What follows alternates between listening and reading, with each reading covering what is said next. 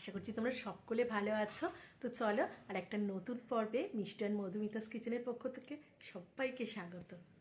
নমস্কার বন্ধুরা, মিষ্টি অ্যান্ড মধুমিতাস কিচেনে সবাইকে স্বাগত। বন্ধুরা, আমরা হঠাৎ করে গেস্ট এসে গেলে বা ধরো ঝটপট কোনো কোথাও বেরোবো বা কোথাও ফিরে এসে কোথাও থেকে বেরিয়ে এসে আমাদের ঝটপট কিছু বানাতে মন না চাইলে বা রেস্টুরেন্ট স্টাইল কিছু খেতে ইচ্ছে করলে রাত হয়ে গেলে আমরা রেস্টুরেন্টে অর্ডারও করতে পারি না বা সবসময় রেস্টুরেন্টের খাবার ভালোও নয়।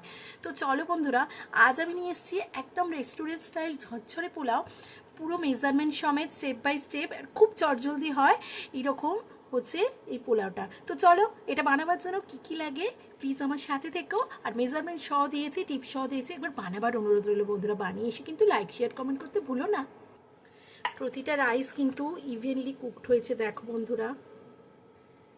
তো চলো, আমি এই মাপে 2 কাপ চাল নিয়েছি প্রয়োজন অনুসারে এবং খুব ভালো করে 3-4 বার ধুয়ে আধ ঘন্টা আগে ধুয়ে রেখে দিয়েছি, একদম ড্রাই হয়ে গেছে এটা ফার্স্টে। এর মধ্যে এবার একটা প্রেসার কুকার বসিয়ে দিয়ে বেশ কিছুটা মানে 2 চামচের মতো সাদা তেল আর 1 টেবিলস্পুন ঘরের তৈরি ঘি দিলাম। বন্ধুরা, সাদা তেলটা দিলাম যাতে উবে না যায় ঘিটা। এই সময় পর্যন্ত টেম্পারেচার লোয়ে রাখবো। আর দেখো গোটা গরম মশলা এইগুলো দিচ্ছি আর একটা তেজপাতা, এইগুলো এবার দিয়ে দেব। এই সময় কিন্তু লো রাখবো, ফোড়ন যাতে জ্বলে না যায়। ফোড়ন থেকে মিষ্টি গন্ধ এলে একটা গাজর কুচি, দুটো চেরা কাঁচা লঙ্কার পর এরকম বিনস ক্যারাচি করে কেটে নিয়েছি হাফ বাটি। এবার দুটো মিডিয়াম সাইজের পেঁয়াজ কুচি, 5-6টা পেঁয়াজ কালিকে কুটিয়ে মানে লম্বা লম্বা করে কেটে দিয়েছি। পরিমাণ মতো নুন দিয়ে দেব, আর চালের হিসেব দেখে আরেকটু নুন দিয়ে দেব। দিয়ে খুব ভালো করে নাড়াচাড়া করে হালকা রং বা পেঁয়াজটা ট্রান্সলুসেন্ট হওয়া পর্যন্ত ভেজে নেব। হাফ বাটির মতো আমার বাগানে কড়াইশুঁটি একটু বড় বড় সাইজের অ্যাড করলাম। এই সময় মিনিট খানেক নাড়াচাড়া করার পর চালগুলোকে এই সময় আমরা অ্যাড করে দেব, দিয়ে একবার খুব ভালো করে নাড়াচাড়া করে নেব। এতটা কাজ করতে আমার 3-3.5 মিনিটের বেশি কিন্তু লাগেনি বন্ধুরা। তো বুঝতেই পারছো খুব চটজলদি হঠাৎ করে গেস্ট এসে গেলে বা নিজেদের খেতে ইচ্ছে হলে বা কোথাও থেকে বেরোতে হলে বা কোথাও থেকে এসেও এই পোলাওটা কিন্তু বানাতে পারবে, ভীষণ সুস্বাদু হয়। এরকম রেসিপি জানার জন্য আমার সাথে থাকার জন্য প্লিজ অনুরোধ করছি আমার চ্যানেলটাকে সাবস্ক্রাইব করে পাশে থাকা বেল আইকনটাকে ক্লিক করে নেওয়ার জন্য, যাতে আমি চ্যানেলে নতুন কোনো আপডেট দিলে সরাসরি নোটিফিকেশন তোমাদের কাছে পৌঁছে যায়।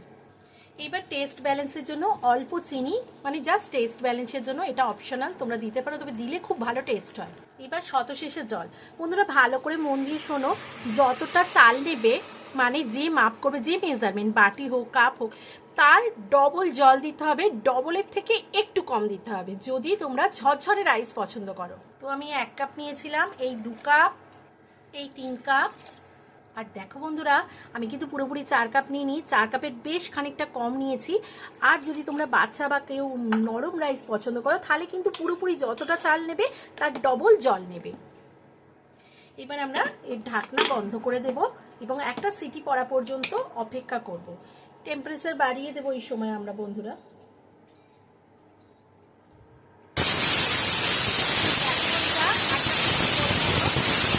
এবার আমি গ্যাস অফ করে দেবো, কিন্তু আমি খুলবো না প্রেশারটা যতক্ষণ না শেষ হয়। বেশ খানিকক্ষণ বাদে দেখো এর কিন্তু ভেতর থেকে প্রেশার সব আপনা আপনি বেরিয়ে গেছে। এইবার এই দেখো একদম রেস্টুরেন্ট স্টাইল, দেখতে পাচ্ছ ঝরঝরে পোলাও রেডি আমাদের। তো বন্ধুরা কেমন লাগলো রেসিপিটা? যদি ভালো লাগে লাইক শেয়ার কমেন্ট করো। আমার চ্যানেল নতুন বন্ধু হলে চ্যানেলটাকে সাবস্ক্রাইব করে নিয়ে পাশে থাকা বেল আইকনটাকে ক্লিক করে নেওয়ার অনুরোধ রইল, যাতে আমি চ্যানেলে নতুন কোনো রেসিপি আপডেট করলে সরাসরি নোটিফিকেশান তোমাদের কাছে পৌঁছে যায়। তো হঠাৎ করে কোনো গেস্ট এসে গেলে বা খেতে ইচ্ছে করলে রেস্টুরেন্ট স্টাইল পোলাও কিন্তু এইভাবেই ঝটপট বানিয়ে নিতে পারো। তো চলো আবার হাজির হয়ে যাবো নতুন কোনো রেসিপি নিয়ে। ততক্ষণ জন্য ভীষণ ভালো থেকো, সুস্থ থেকো, টাটা।